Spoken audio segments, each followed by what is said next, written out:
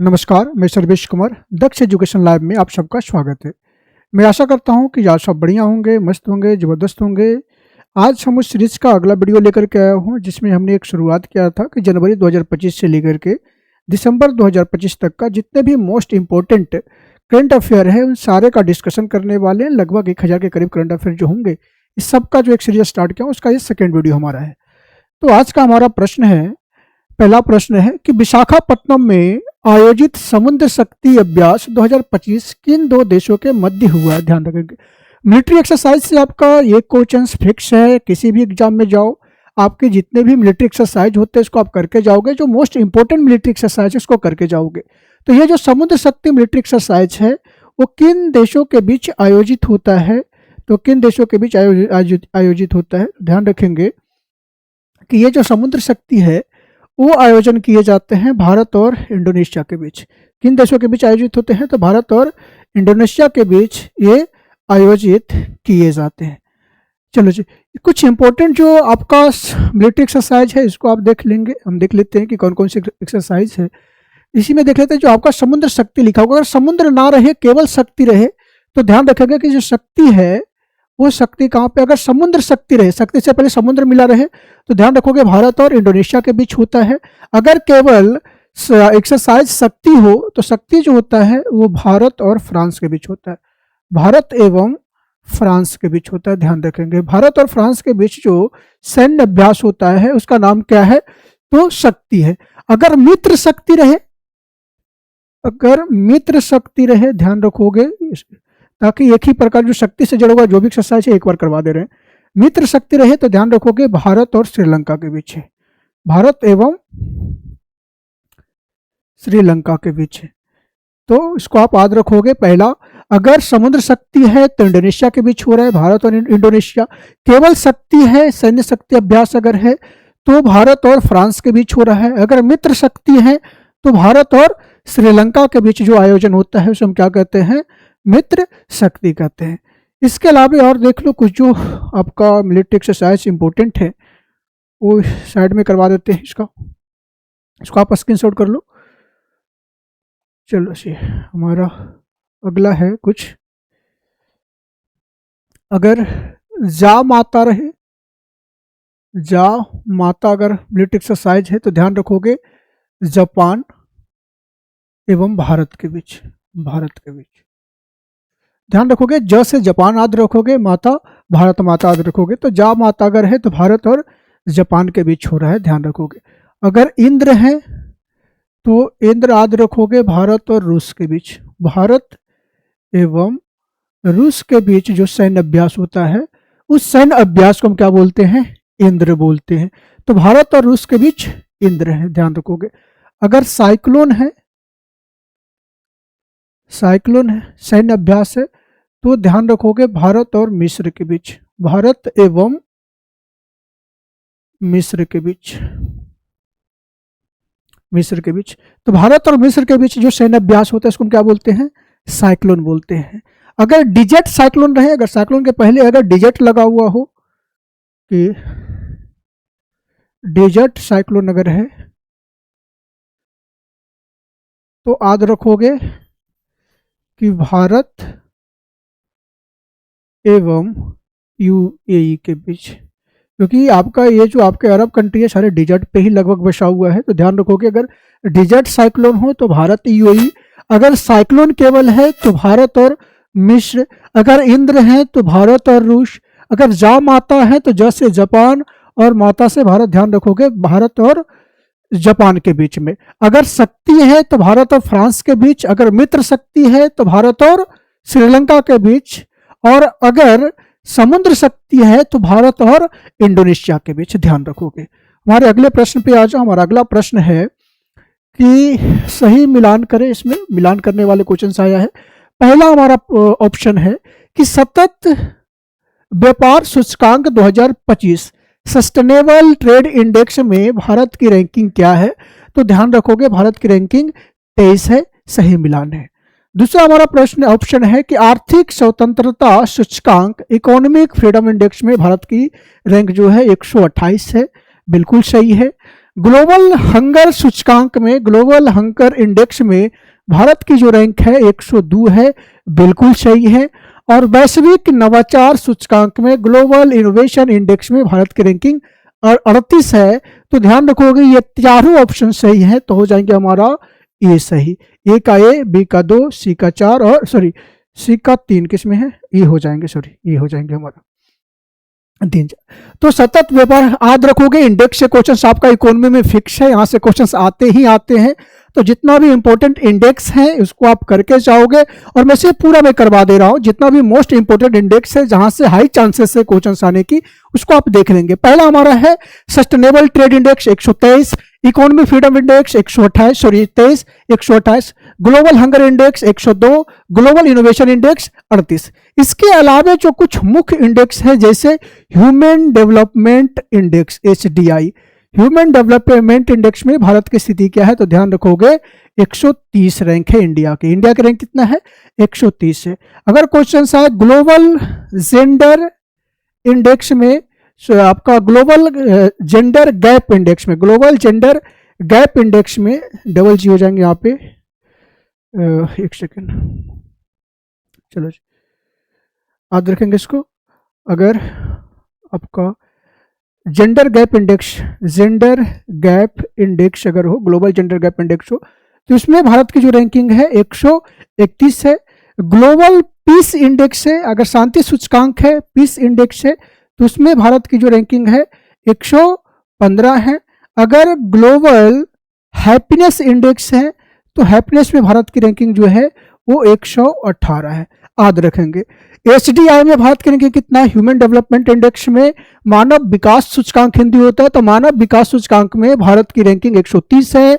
Global gender gap index जो है वो वैश्विक आपका लिंग अंतर में जो आपका है अंतर जो इंडेक्स में हमारा रैंकिंग है 131। आपका शांति सूचकांक में हमारा रैंकिंग 115 है।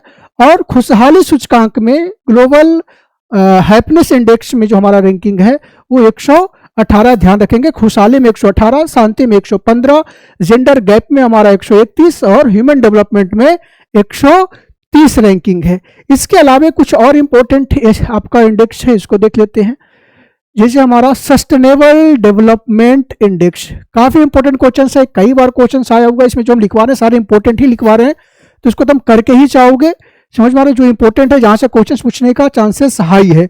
SDG से क्वेश्चन लगातार आया हुआ है कि सस्टेनेबल डेवलपमेंट इंडेक्स जो है उसमें भारत की रैंकिंग क्या है, तो ध्यान रखोगे 99 है, सुधार हुआ है, प्रथम बार 100 के अंदर आया भारत। तो ध्यान रखोगे सस्टेनेबल डेवलपमेंट इंडेक्स जो है उसमें रैंकिंग भारत की कितना है, तो 99 है। SDG जो लाया गया था ये ग्लोबल गोल है, जिसमें लक्ष्यों की संख्या जो है, जो इसमें गोल जो रखा गया है, ये कितने गोल है, तो ध्यान रखोगे 17 गोल है, जो यूनाइटेड नेशन के द्वारा तय किया गया था 2015 में। और 2015 से लेकर के 2030 तक ये लक्ष्य जो है ये पूरी दुनिया को दिया गया था कि इसमें जो 17 लक्ष्य है हम सारे 17 लक्ष्यों को 2030 तक अचीव करेंगे। क्लियर है। तो इसमें जो 17 लक्ष्य है किसने तय किया था, ध्यान रखोगे यूनाइटेड नेशन के द्वारा।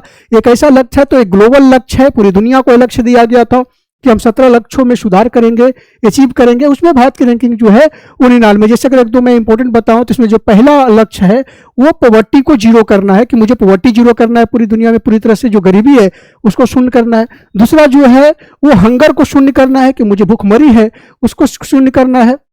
सभी लोगों तक एक देखोगे तो क्वालिटी एजुकेशन देना है, एक अच्छा हेल्थ पहुंचाना है और सभी लोगों तक स्वच्छ पानी पहुंचाना, ये सारे लक्ष्य है इसमें देखोगे एसडीजी में। तो एसडीजी इंडेक्स ध्यान रखोगे यूनाइटेड नेशन की गोल है, 17 गोल है।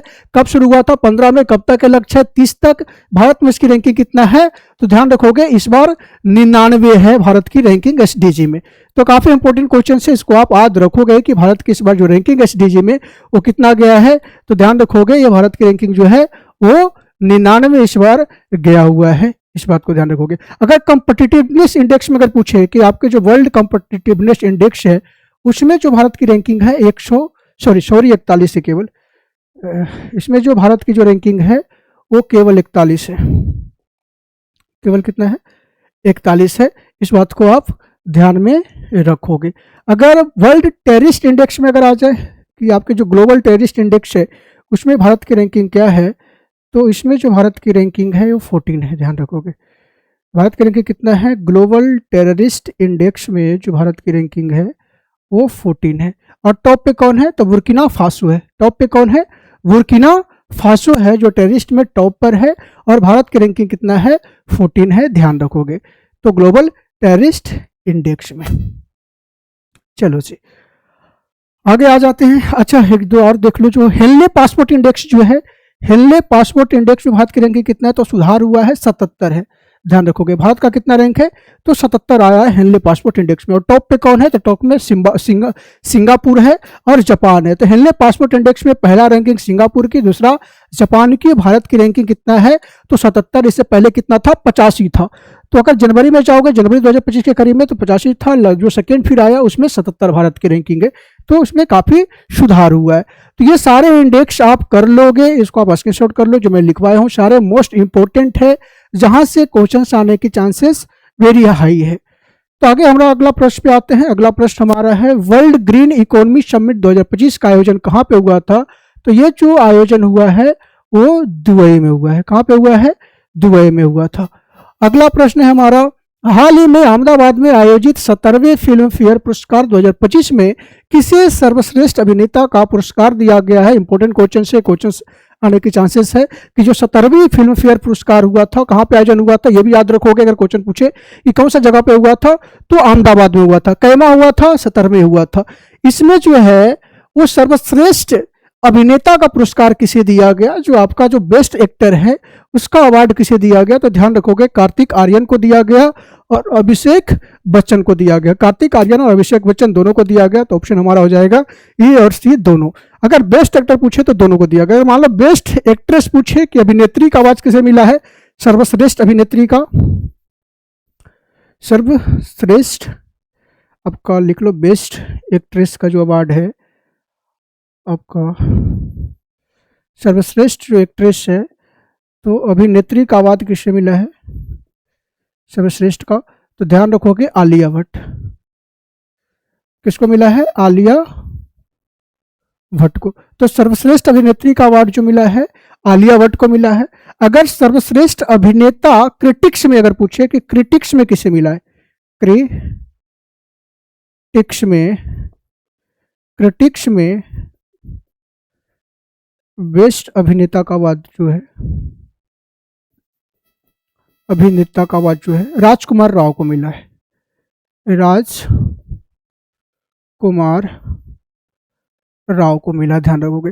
तो बेस्ट एक्टर क्रिटिक्स में राजकुमार राव, बेस्ट अभिनेत्री में एक्ट्रेस में आलिया भट्ट। अगर बेस्ट आपका अभिनेता में तो आपका निर्देशक में आ जाए कि बेस्ट डायरेक्टर जो है वो डायरेक्टर का अवार्ड किसे मिला है? तो किरण राव को मिला है। किसको मिला है? किरण राव को मिला है। अगर बेस्ट फिल्म पूछे कि बेस्ट फिल्म का अवार्ड किसे मिला है, तो लापता लेडी को मिला है। लापता लेडी को मिला है। लापता लेडी को मिला है। और अगर पूछे कि बेस्ट सपोर्टिंग एक्टर का अवार्ड किसे मिला है, तो बेस्ट सपोर्टिंग एक्टर का जो है वो सहायक अभिनेता का जो है, बेस्ट सहायक अभिनेता का जो अवार्ड है रवि किशन को मिला है।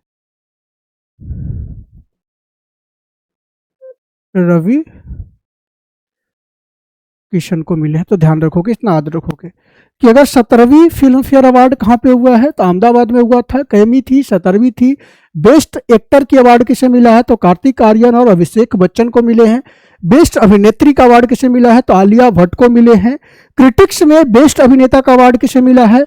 तो राजकुमार राव को मिले हैं। बेस्ट एक्टर का अवार्ड किसे मिला, सॉरी डायरेक्टर का अवार्ड किसे मिला है? तो किरण राव को मिले हैं। बेस्ट फिल्म का अवार्ड किसे मिला है? तो लापता लेडी को मिला है।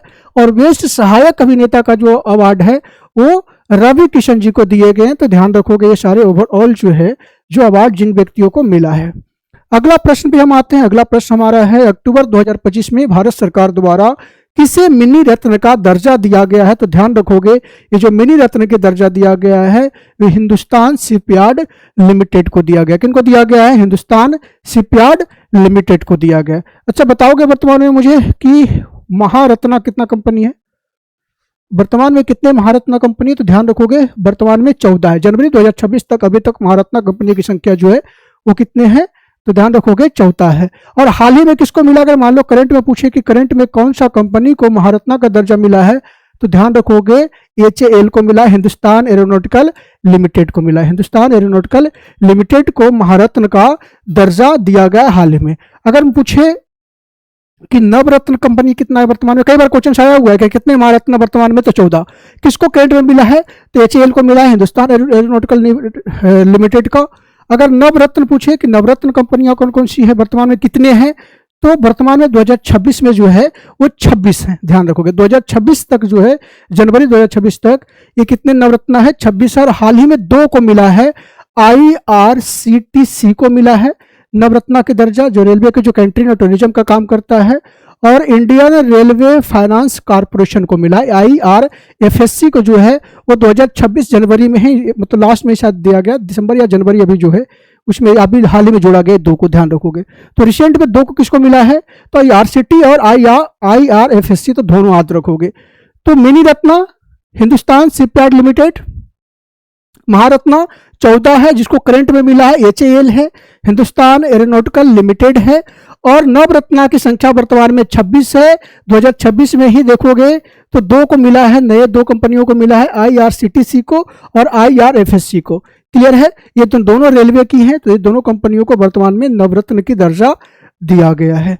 अगले प्रश्न पे आ जाओ। अगला प्रश्न हमारा है, अक्टूबर 2025 में इंद्र अभ्यास 2025 भारत के किस देश के साथ किया गया। अभी हमने ये क्वेश्चंस किए हैं पहले वाले में कि जो इंद्र अभ्यास है किस देशों के साथ हुआ था, तो भारत और रूस के बीच में। किसके बीच हुआ था, भारत और रूस के बीच। ध्यान रखोगे इंद्र कहां पे हुआ था, भारत और रूस के बीच में। कुछ और इंपॉर्टेंट लिख लो। चलो जी, अगर आपका ऑपरेशन गरुड़ जो है वो किसके बीच में होता है, तो ध्यान रखोगे भारत और फ्रांस, भारत एवं फ्रांस के बीच में, भारत और फ्रांस के बीच में। अगर ऑपरेशन टाइगर क्लॉ अगर पूछे कि टाइगर जो क्लॉ है वो किसके बीच में होता है, तो ध्यान रखो कि भारत और USA, भारत एवं USA अमेरिका के बीच में टाइगर क्लॉ। अगर टाइगर ट्रायम्फ पूछे, टाइगर ट्रायम्फ जो है वो किसके बीच में हुआ है, ट्रायम्फ जो है, तो जहां पर भी टाइगर दिखी USA आप रख लोगे, ध्यान रखोगे। तो भारत और USA, भारत एवं USA। ऑपरेशन इक्वेरियन अगर पूछे कि ऑपरेशन इक्वेरियन किसके बीच हुआ है, एरियन जो है वो किसके बीच हुआ है, तो भारत और मालदीव, भारत एवं मालदीव। सूर्य किरण अगर पूछे कि ऑपरेशन सूर्य किरण किसके बीच में हुआ है, सूर्य किरण किसके बीच में हुआ है, तो भारत और नेपाल, भारत एवं नेपाल के बीच में, भारत और नेपाल के बीच में। ध्यान रखोगे। ऑपरेशन अगर आपका मालाबार पूछे तो क्वाड नेशन के बीच में होता है। क्वाड में 4 देश शामिल है। 4 देश कौन कौन सी क्वाड में है, आप याद रखोगे, क्वेश्चन कई बार आए हुए हैं क्वाड से कि क्वाड मेंबर कंट्री कितने हैं और कौन कौन सा देश जो है क्वाड में शामिल है। तो याद रखोगे भारत, जापान, ऑस्ट्रेलिया और USA। तो क्वाड नेशन के बीच जो एक्सरसाइज होता है इसको क्या बोलते हैं, मिलिट्री, आपका मलाबार मिलिट्री एक्सरसाइज बोलते हैं, मलाबार सैन्य अभ्यास बोलते हैं। तो मलाबार किसके बीच में होता है, क्वाड के बीच में। ध्यान रखोगे किसके बीच में, आपका क्वाड नेशन के बीच में। अगर कोकन आ जाए कि अभ्यास कोकन जो है वो किसके बीच में हुआ है, तो भारत और UK के बीच में, भारत और UK के बीच में, भारत और UK के बीच में। अगर पासेक्स आ जाए कि पासेक्स जो है वो किसके बीच में हुआ है, तो वो भी ध्यान रखोगे भारत एवं USA के बीच में, भारत और UK के बीच में, भारत और UK के बीच में। पासेक्स किसके बीच में है, तो भारत और UK के बीच में। अगर ऑपरेशन कोंकण जो है वो किसके बीच में, तो भारत और UK के बीच में। ऑपरेशन मालाबार, ऑपरेशन बोल रहा हूँ, एक्सरसाइज मालाबार जो है वो क्वाड नेशन के बीच में। और बाकी आप याद रख लो, गुरुर जो है भारत और फ्रांस के बीच में, टाइगर क्लॉ भारत और USA के बीच में, टाइगर ट्रायम्फ भारत और USA के बीच में, इक्वेरियन जो है भारत और मालदीव के बीच में, सूर्य किरण जो है भारत और नेपाल के बीच में। आप लगभग आपका 10 से 15 हो चुका, पिछले वाले में 10 करवाए थे, 5-6 यहाँ पे हो गया, इससे ज़्यादा नहीं है। आप याद रखोगे जितना करवा दिया हो इतना करके जाओगे। ये सारे इंपॉर्टेंट वाले यहाँ से फिर क्वेश्चंस नहीं छूटेंगे। अगला प्रश्न हमारा, हाल ही में केंद्र सरकार के कर्मचारियों व पेंशन भोगियों के लिए कितने प्रतिशत डीए बढ़ाने की मंजूरी दे दी गई है? तो ध्यान रखोगे 3% बढ़ाने की मंजूरी दे दी है, और ये जनवरी जो है ये 2026 से ही लागू होने की बात कही गई थी कि 26 से ये इम्प्लीमेंट हो जाएंगे। तो 3% जो है डीए बढ़ा दिया गया है। अगला प्रश्न हमारा, ये डीए होता क्या है? तो ध्यान रखोगे इन्फ्लेशन को एडजस्ट करने के लिए दिया जाता है, महंगाई को एडजस्ट करने के लिए बढ़ाए जाते हैं। अगला प्रश्न हमारा है, अडानी ग्रुप द्वारा गूगल के साथ मिलकर कहाँ भारत का सबसे बड़ा एआई हब बनाया जाएगा? तो ध्यान रखोगे विशाखापट्टनम में जो है वो भारत का सबसे बड़ा एआई हब बनाया जा रहा है। कहाँ पे? विशाखापट्टनम में, याद रखोगे। अगला प्रश्न है, गलत कथनों का चयन करें। आपका गलत कथनों का चयन करना है। ऑपरेशन एआई द्वारा एटलस नामक ब्राउजर लॉन्च किया गया है, बिल्कुल सही है। एआई के द्वारा ही, आपका ओपन एआई के द्वारा। ओपन एआई कौन है? तो जो आपका चैट जीपीटी जिसका है, ये जीपीटी इसी का है। चैट जीपीटी जो है ओपन एआई का ही है, ध्यान रखोगे। तो इस ओपन एआई के द्वारा ही एक और नया ब्राउजर लाया गया है जो किसको काउंटर करेंगे? तो क्रोम को काउंटर करने के लिए लाया गया है, एटलस से, ध्यान रखोगे। तो ब्राउजर जो लॉन्च किया गया है ये किसको रिप्लेस करने के उद्देश्य से लाया गया था? जो क्रोम है उसको रिप्लेस करने के उद्देश्य से लाया गया है। यह है कौन? Open AI. तो ओपन एआई कंपनी का ही चैट जीपीटी है जो आप यूज करते हो, ध्यान रखोगे। और पहला बार जो देखोगे तो चैट जीपीटी लेकर के आए थे, ओपन एआई ही लेकर के आए थे। चलो जी, तो ये बिल्कुल सही है। दूसरा हमारा है, चर्चित मड ज्वालामुखी अंडमान निकोबार में विस्फोट हुआ है, बिल्कुल सही है। आपका जो अंडमान निकोबार में जो वोल्केनो है वहां पर ये विस्फोट हुआ है, तो ये बिल्कुल आपका सही है। अगला प्रश्न है, जोधपुर में राजस्थान के पहले नमो बायोडाइवर्सिटी पार्क का उद्घाटन किया गया है। तो ध्यान रखोगे जोधपुर में नहीं किया गया था, अलवर में किया गया है। कहाँ पे किया गया है? अलवर, राजस्थान में। तो ये भी राजस्थान का ही एक जिला है, लेकिन ये रास्ता आपका जोधपुर में नहीं किया गया था, अलवर में किया गया था। तो ध्यान रखोगे कि ये जो आपका नमो बायोडाइवर्सिटी पार्क जो है उसका उद्घाटन जो कहाँ पे हुआ, जो पहला पार्क बना है, तो ये पहला पार्क राजस्थान में बना है। कौन सा जिले में उद्घाटन हुआ है? तो जिला याद रखोगे अलवर में। कौन सा जिला है? तो ध्यान रखोगे अलवर है, ना कि जोधपुर है, ध्यान रखोगे। कौन सा जिला है? अलवर है। क्लियर यहां तक है? चलो जी अगला। अच्छा, कौन सा द्वीप में कहाँ पे ज्वालामुखी हुआ है? तो ये ध्यान रखोगे बैरन द्वीप में हुआ। कहाँ पे हुआ है? बैरन द्वीप में, बैरन द्वीप में। तो अगर मान लो क्वेश्चन आ जाए कि ये जो आपका ज्वालामुखी का उद्गार जो हुआ है वो कौन सा द्वीप में हुआ है अंडमान निकोबार का, तो ध्यान रखोगे बैरन में। किस में हुआ है? बैरन आइलैंड में। तो ये सारे आपका है, क्लियर है। तो दोनों सही है। हमारा जो गलत है वो सी वाले है। तो पहला ओपन एआई द्वारा एटलस लाया गया, बिल्कुल सही है। किसको काउंटर और किसको रिप्लेस करने के लिए लाया गया है? तो क्रोम को रिप्लेस करने के लिए लाया गया है। ये किसका है? तो ओपन एआई का ही, चैट जीपीटी है, ध्यान रखोगे। अगला जो चर्चित मड ज्वालामुखी है उसमें विस्फोट हुआ है, बिल्कुल सही है, विस्फोट हुआ है। किसमें हुआ है? तो बैरन द्वीप, जो अंडमान निकोबार का जो बैरन द्वीप है वहां पे हुआ है। अब अगला जो है, जोधपुर राजस्थान में पहले नमो बायोडाइवर्सिटी पार्क का उद्घाटन हुआ, तो नहीं हुआ, ध्यान रखोगे। अलवर में हुआ है, जोधपुर में नहीं हुआ है। अगला प्रश्न भी आ जाओ। अगला प्रश्न हमारा है, सत्य का चयन करें। चीन में विश्व का सबसे ऊंचा पुल खोला गया, बिल्कुल सही है। चीन में विश्व का सबसे ऊंचा पुल बनाए जा रहे हैं, जो रेगिस्तान है आपका मंगोलिया वाले, तो उस रेगिस्तान में बनाए जा रहे हैं, ध्यान रखोगे। पेरिस में आईयूसीएन वर्ल्ड कन्वेंशन कांग्रेस 2025 शुरू हुआ है, तो नहीं, पेरिस में नहीं हुआ था, ध्यान रखोगे। कहाँ पे हुआ है? तो अबू धाबी में हुआ है, अबू धाबी में हुआ है, अबू धाबी में हुआ है। तो ये गलत हमारा हो जाएंगे, पेरिस में नहीं हुआ है। और आईयूसीएन के बारे में शायद पहले भी बता चुका हूँ कि आईयूसीएन का एस्टैब्लिशमेंट कब हुआ था, तो ध्यान रखोगे आपका आईयूसीएन का जो एस्टैब्लिशमेंट हुआ है वो 1948 में हुआ है। और इसका हेड क्वार्टर कहाँ पे है? तो ध्यान रखोगे हेड क्वार्टर जो है पेरिस है। कहाँ पे है हेड क्वार्टर? तो पेरिस है। तो आईयूसीएन का हेड क्वार्टर पेरिस है। स्थापित कब हुआ था? तो 1948 ईस्वी में। जो इस साल जिसका बैठक हुआ था, कांग्रेस कन्वेंशन हुआ था, वो कांग्रेस कन्वेंशन अबू धाबी में हुआ। और इसी कन्वेंशन में एक भारतीय को कौन सा अवार्ड दिया गया था? तो ध्यान रखोगे Kent Miller, Kent Miller award दिया गया है, कैंट मिलर अवार्ड दिया गया है, अवार्ड दिया गया। किसको मिला है? तो ध्यान रखोगे सोनाली घोष को। किसको मिला है? सोनाली घोष को। काफी इंपॉर्टेंट है, याद रखोगे सोनाली घोष को, डॉक्टर सोनाली घोष को कौन सा अवार्ड मिला है? जो अभी हाल ही में आईयूसीएन कांग्रेस कन्वेंशन हुआ था, कहाँ पे हुआ है? अबू धाबी में, यूएई में। तो इस कन्वेंशन में एक भारतीय को अवार्ड दिया गया है, और ये अवार्ड कौन सी है? कैंट मिलर अवार्ड है। और कैंट मिलर किसको मिला है? सोनाली घोष को मिला है, ध्यान रखोगे। ये कौन है तो ध्यान रखोगे फील्ड डायरेक्टर है ये, किसका, काजीरंगा नेशनल पार्क का ये फील्ड डायरेक्टर थी। और इसी वजह यहाँ पे जो उन्होंने काम किया है काजीरंगा पार्क में उसको लेकर के उन्हें ये सम्मान इनको दिया गया है, केंट मिलर है, तो ध्यान रखोगे। तो अगर क्वेश्चन चाहता है कि केंट मिलर अवार्ड हाल ही में किनको प्राप्त हुआ है, तो ध्यान रखोगे सोनाली घोष है जिन भारतीयों को इस बार मिला है। कहाँ पे हुआ था ये बैठक, तो अबू धाबी में हुआ था, ध्यान रखोगे। अगला प्रश्न है हमारा, अक्टूबर 2025 में सर्वोच्च न्यायालय समिति की पहली ट्रांसजेंडर सदस्य बनी है, तो याद रखोगे अक्कई पद्माशाली जो है उनको बनाए गए हैं, तो ध्यान रखोगे पहला एकमात्र जो है ट्रांसजेंडर है। तो क्वेश्चंस काफी इंपॉर्टेंट हो जाता है कि थर्ड जेंडर से बनने वाली पहला कौन है, तो ध्यान रखोगे अक्कई पद्माशाली है।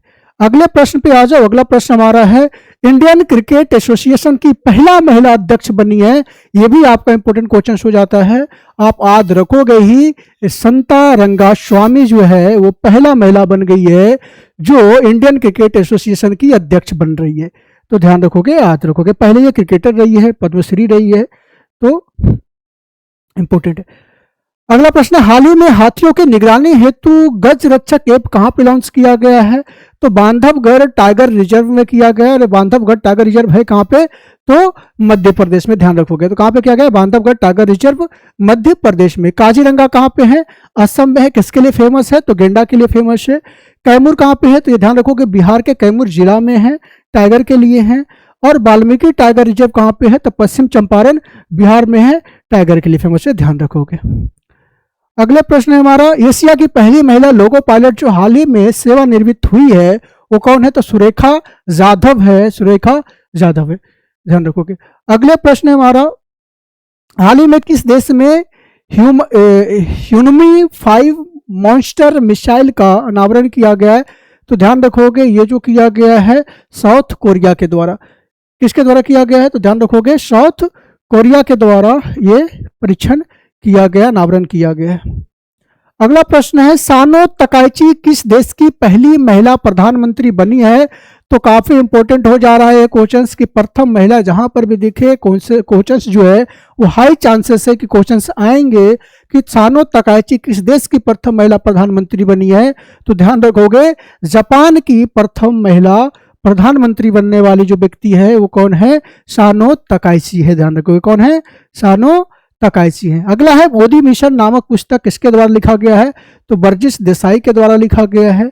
अगले प्रश्न पे आ जाओ, हाल ही में किस राज्य के पर्यटन विभाग को वैश्विक पर्यटन पुरस्कार से सम्मानित किया गया है, तो ये पुरस्कार जो दिया गया है आंध्र प्रदेश को दिया गया, ध्यान रखोगे। यह पुरस्कार किसको दिया गया है, आंध्र प्रदेश को यह पुरस्कार से सम्मानित किया गया है। हाल ही में किस भारतीय को विज्ञान व शांति के क्षेत्र में ब्रिक्स अंतर्राष्ट्रीय पुरस्कार 2025 से सम्मानित किया गया है, तो वह व्यक्ति है सबीर हसन, ध्यान रखोगे। किनको सम्मानित किया गया है, तो सबीर हसन को जो है उस सम्मान से सम्मानित किया गया हाल ही में। किस सम्मान से, तो ध्यान रखोगे विज्ञान व शांति के क्षेत्र में ब्रिक्स अंतर्राष्ट्रीय पुरस्कार से सम्मानित किया गया, ध्यान रखोगे। किससे, तो ये ध्यान रखोगे। अच्छा, ब्रिक्स का इस बार जो सम्मेलन हुआ है वो कहाँ पे हुआ था, ध्यान रखोगे, बताओगे मुझे कि इस बार ब्रिक्स का सम्मेलन कहाँ पे हुआ है, तो ब्रिक्स का सम्मेलन इस बार जो हुआ था ब्राजील में हुआ है।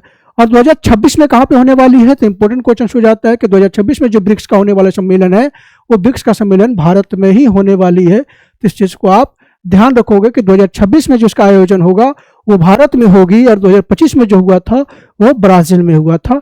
इस बात को याद रखोगे, यहाँ से क्वेश्चन आते हैं। जैसे पिछला बार 17वीं बीपीएससी में क्वेश्चन पूछा हुआ था कि ब्रिक्स का बैठक कहाँ पे हुआ था, जिस साल ये आपका रूस में हुआ था, इससे पहले वाले में 24 में, तो ये रूस वाले क्वेश्चन पूछा हुआ था कि कहाँ पे हुआ था, तो रूस में। ध्यान रखोगे इस बार कहाँ पे हुआ, 25 में ब्राजील में, और 26 में कहाँ पे होंगे, तो ध्यान रखोगे भारत में, ध्यान रखोगे ब्रिक्स का कहाँ पे होने वाला है, भारत में। अगले प्रश्न पे आ जाओ। अगला प्रश्न है हमारा, इच्छा मृत्यु को कानून द्वारा वैध बनाने वाला पहला लैटिन अमेरिका देश कौन हो गया, तो लैटिन अमेरिका बोलते हैं दक्षिण अमेरिका के क्षेत्र को, ध्यान रखोगे। तो ये कौन सा देश बन गया, तो ध्यान रखोगे उरुग्वे जो है वो पहला देश बन गया है जो इच्छा मृत्यु को उन्होंने वैध मान दिया, कानूनन वैध माना है कि इच्छा मृत्यु कोई व्यक्ति राइट टू लाइफ के अंतर्गत अगर वह चाहे तो राइट टू डेथ को भी चुन सकता है। तो उसके तहत जो है वो वैध करार दिया गया कि जीवन जीने का अधिकार के अंतर्गत ही इनको काउंट किए जाएंगे और कानूनन रूप से वैध माने जाएंगे। तो इसको आप ध्यान रखोगे कि कौन सा देश है जो इच्छा मृत्यु को वैध करार दे दिया है। तो याद रखोगे उरुग्वे है। कौन सा देश है? तो दक्षिण अमेरिका का एक देश है। तो आप लोग इसको जितना इंपॉर्टेंट क्वेश्चन करवाए हैं इस पर आप ध्यान दोगे और इसमें लगभग आपका इंपॉर्टेंट क्वेश्चन ही है, तो आप एक करके ही जाओगे क्योंकि यहाँ से आने की चांसेस काफ़ी हाई है। और इस सीरीज को कंटिन्यू करो। आप लोग अगर एंजॉय कर रहे हो तो शेयर वगैरह करो इसको आप, अगर मान लो अच्छा लग रहा है सीरीज तो। धन्यवाद, थैंक यू।